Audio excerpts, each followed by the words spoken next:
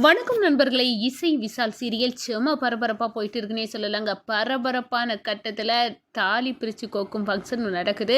அதுக்கு நம்ம சாமியார் வராங்க. நம்ம சுபத்ராவின் நம்பிக்கைக்குரிய சாமியார் வருகையால் ஸ்ரீஜா ஒரு துஷ்ட சக்தி, இந்த வீட்டுக்கு அவள் மருமக ஆகாது, இவ வாழ்க்கை முடிய போகுது, கூடிய சீக்கிரம் இந்த பையன் மூத்த பையனுக்கு வேற ஒரு பொண்ணு கழுத்தில் தாலி கட்ட போகிறான் அப்படின்னு அந்த இடத்துல விஷயத்தை தூக்கி போடுறாங்க. இந்த சாமியாரை கொல்ல துணியணும் அப்படின்னு நம்ம ஸ்ரீஜா சாமியாரவே கொல்ல துணிறாங்கங்க. அதை பற்றி தான் இந்த வீடியோக்குள்ளே பார்க்க போகிறோம். அதுக்கு முன்னாடி சேனலுக்கு லைக் அண்ட் சப்ஸ்கிரைப் பண்ணுங்கள் ஃப்ரெண்ட்ஸ். பக்கத்தில் இருக்க பெல் ஐக்கானையும் கிளிக் பண்ணுங்கள். அப்போ தான் நான் போடுற ஒவ்வொரு வீடியோவும் நோட்டிஃபிகேஷனாக உங்களுக்கு கிடைக்கும். வாங்க ஃப்ரெண்ட்ஸ், வீடியோக்குள்ளே போகலாம். ஃபஸ்ட்டு எடுத்த உடனே பார்த்தோன்னா ஒரு செம அதிரடியான பரபரப்பு கட்டம் தான். பரபரப்பான கட்டத்தில் சுபத்ரா ஃபஸ்ட்டு எடுத்த உடனே பார்த்தோன்னா தாலி பிரித்து கோக்கக்கூடிய ஃபங்க்ஷன் இருக்குது. எல்லோரும் ரெடி ஆகுங்க, சரியான நேரத்துக்கு நடந்தே ஆகணும், இப்போவே எல்லாத்துக்கும் சொல்லியாச்சு, அவங்க சீக்கிரம் வந்துடுவாங்க அப்படின்னு பரபரப்பான கோலத்தில் இருக்குது.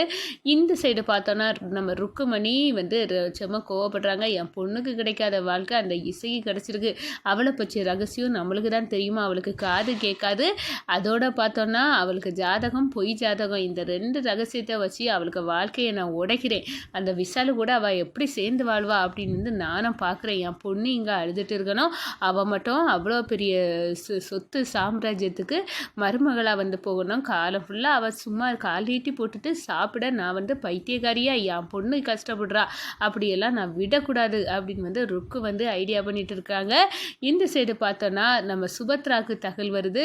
சாமியார் இமயமலைக்கு போயிட்டு வந்துட்டாரு, மறுபடியும் வாராரு, உங்கள் வீட்டுக்கு தாம்மா இன்னைக்கு வராங்க அப்படின்னு சொல்ல நேரம், என் பசங்களுக்கு கல்யாண நேரம் அவங்களால வர முடியாது, இப்போ தாலி பிரித்து கோக்க ஃபங்க்ஷன் இன்னைக்கு வச்சுருக்கேன், இன்னைக்கில் சாமியார் வருகை புரிந்தா அது நம்மளுக்கு அதிர்ஷ்டம் வரட்டும் அப்படின்னு என் பசங்களை ஆசீர்வாதம் பண்ண வச்சு ரெண்டு பிள்ளைங்களுக்கும் வாழ்க்கையும் நல்லபடியாக மாற்றிடலாம், கல்யாணம் தான் அறகுறையில் முடிஞ்சிட்டு, ஆனால் இந்த தாலி பிரித்து கொடுக்கக்கூடிய ஃபங்க்ஷன் அது நம்ம சம்மதத்தோட நல்லபடியாக நடக்கணும் அப்படின்னு ரெண்டு பேர்த்துக்கு வாழ்க்கையும் நல்லா இருக்கணும் அப்படின்னு சுபத்ரா நினைக்கிறாங்க. அதோட பார்த்தோன்னா தாலி பிரித்து கோக்க ஃபங்க்ஷனுக்கு நம்ம இசையும் விசாலும் இருக்காங்க.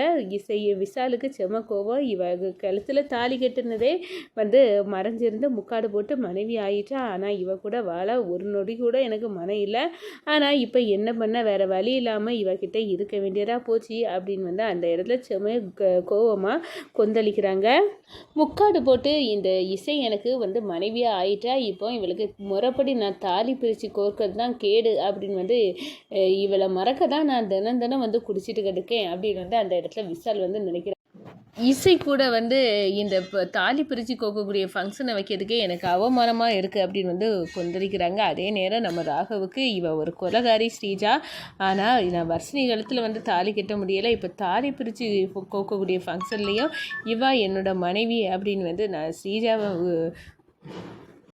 அப்படி ஸ்ரீஜா கூட இருக்கிறதுக்கே எனக்கு பிடிக்கலை, என்ன பண்ண, நான் இதெல்லாம் அம்மாக்காக ஒத்துக்க வேண்டியதாக இருக்குது அப்படின்னு அந்த இடத்துல நினைக்கிறாங்க ராகு. அதே நேரத்தில் நம்ம பார்த்தோன்னா நம்ம சாமியார் வருகை தாராங்க, அவங்க இமயமலையிலேருந்து வந்தாச்சு அப்படின்னு ஒரு செய்தி நம்ம சுபத்ராவுக்கு கிடைக்குது. என் பசங்களுக்கு தாலி பிரித்து கொடுக்கக்கூடிய ஃபங்க்ஷனில் சாமியார் வராருன்னா அது ரொம்ப நல்ல விஷயம் அப்படின்னு சுபத்ரா சாமியாராக வரவேற்கிறதுக்கு எல்லா ஏற்பாடுகளையும் பண்ணுறாங்க. இந்த சைடு பார்த்தோன்னா நம்ம இசையும் ஸ்ரீஜாவும் அழகாக ரெடி ஆகிட்டு இருக்காங்கன்னு சொல்லலாம். ஒரு கட்டத்தில் பார்த்தோன்னா நம்ம சிந்தாமணி போகிற போக்கில் நம்ம ஸ்ரீஜாட்ட சொல்கிறாங்க, என்ன மூத்த மருமகளை ஆகிட்ட, இனி சுபத்ரா அன்னிக்கு கையில் இருந்து சாவி கொத்த சீக்கிரமாக நீ வாங்கி பறிக்கணும் அப்படின்னு சொல்ல நேரம், அதுக்கு தானே, அது மட்டுமா நான் செய்ய போகிறேன், கூடிய சீக்கிரம் மெயின் ஹாலுக்குள்ளே நான்கிட்டு நின்று தூக்கில் தொங்கணும், இந்த சுபத்ரா அதை பார்க்கணும் அப்படின்னே அந்த இடத்துல சொல்கிறாங்கன்னு சொல்லலாம். அதே கணம் பார்த்தோம்னா தடபுடலாக தாலி பிரித்து கோக்கக்கூடிய ஃபங்க்ஷனுக்கு விருந்துக்காரங்க எல்லாம் வர ஆரம்பிச்சிட்டாங்க, கெஸ்ட்டு. அதே நேரத்தில் பார்த்தோன்னா சாமியாரம் வருகை தாராங்க. இந்த சைடு இதுதான் என்னோட பசங்க அவங்க மனைவி அப்படின்னு ஒவ்வொருத்தரையும் காலில் விழுந்து நம்ம சாமியார்கிட்ட ஆசீர்வாதம் வாங்க அப்படின்னு சொல்ல நேரம், நம்ம ராகவும் ஸ்ரீஜாவும் காலில் விழுந்து ஆசீர்வாதம் வாங்க நேரம், இது ஒரு துஷ்ட சக்தி அப்படின்னு நம்ம ஸ்ரீஜாவை பார்த்து போகிற போக்கில் தூக்கி தூக்கி பேசுகிறாங்க நம்ம சாமியார். இதை கேட்டதும் அதிர்ச்சி அடைகிறாங்க.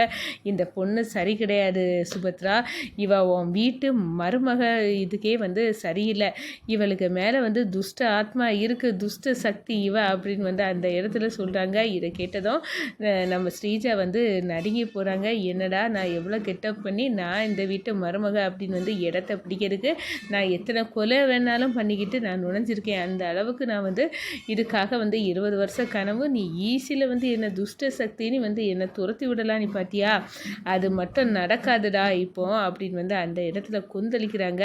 அதோட பார்த்தோன்னா இதை இப்படியே இந்த விஷயத்தை நம்ம விட முடியாது, இந்த சாமியார் இருக்கிறது வரை நம்மளுக்கு ஆபத்து தான். இந்த சாமியார் நம்ம திட்டத்துக்கு இடைஞ்சலாக வந்துட்டார்னா இவரையும் போட்டு தள்ள கூட நான் துணிஞ்சு தான் இருக்கேன் அப்படின்னு வந்து அந்த இடத்துல வந்து நம்ம ஸ்ரீஜா வந்து நினைக்கிறாங்க. அதே கட்டத்தில் பார்த்தோன்னா நம்ம ருக்கு வந்து எப்படியாவது வந்து நம்ம போட்டு உடைக்கணும், நம்ம இசைக்கு வந்து காது கேட்காது, அதோட பார்த்தோன்னா அவள் பொய் ஜாதகம் மூலமாக தான் இந்த வீட்டு மருமகளாக ஆனா, என் பொண்ணுக்கு கிடைக்காத வாழ்க்கை இந்த இசைக்கும் வந்து கிடைக்கக்கூடாது அப்படின்னு வந்து நம்ம ருக்குவணி வந்து கங்கணம் கட்டிட்டு வராங்க. அம்மா நீ சொல்லாதம்மா, அக்கா நல்லா இருக்கட்டும் அப்படின்னு வந்து சொல்ல நேரம் சும்மா இருடி, அவளால் நீ எவ்வளோ கஷ்டப்பட்டாச்சு, உன் வாழ்க்கையே வந்து பறிபோயிட்டு என்ன நீ வந்து உன் அக்கா இசைன்னு வச்சுட்டு இருக்காத, அவள் ஒரு துரோகி, என்னை பொறுத்தவரையில் துரோகி, அவள் உண்ட வீட்டுக்கு இருண்டகம் பார்த்து அவள் தங்கச்சி வாழ்க்கையை அவள் நாசாக்குறவடி, அவள் வந்து நல்லாவே இருக்க மாட்டா, அவளை நான் போட்டு உடைக்கணும், அவளுக்கு காது கேட்காதுன்னு வந்து நான் இன்றைக்கி சொல்ல போகிறேன் அப்படின்னு வந்து கங்கணம் கட்டுறாங்க.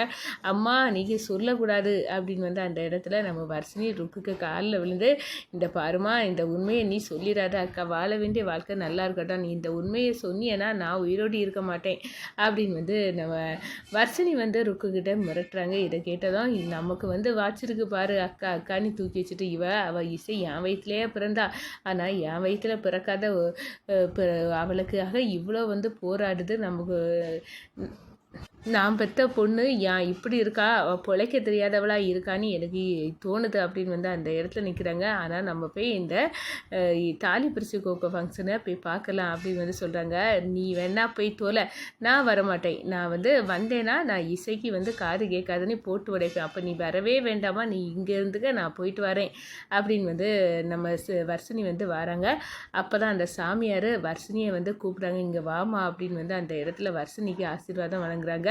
அதோட நம்ம ராகவை வந்து பார்த்துக்கிட்டு, இந்த பையன்தான் இந்த பொண்ணுக்கு வந்து ஏற்றவன், இவன் இல்லை அப்படின்னு வந்து நம்ம ஸ்ரீஜாவை ஓரங்கட்டுறாங்க. இந்த சாமியார்கள் கதையை இன்னோடி முடிச்சு விட்டுற வேண்டியதான், இவன் இருக்கிறதுனால தானே இந்த கூத்து நம்மளை பற்றி இப்போ 1க்கு 2 இலக்கி இவன் திணிச்சிட்டு இருக்கான், இது சரிப்படாது அப்படின்னு வந்து அந்த இடத்துல வந்து கொந்தளிக்கிறாங்க. நம்ம ஸ்ரீஜா எப்படியாவது இந்த சாமியாரை போட்டு தள்ளணும், என்னை துஷ்ட சக்தினியா சொல்ல, என்னோட சக்தி என்னன்னு நான் காட்டுறேன் அப்படின்னு வந்து சாமியாரை போட்டு தள்ள துணிஞ்சிறாங்கங்க நம்ம ஸ்ரீஜா.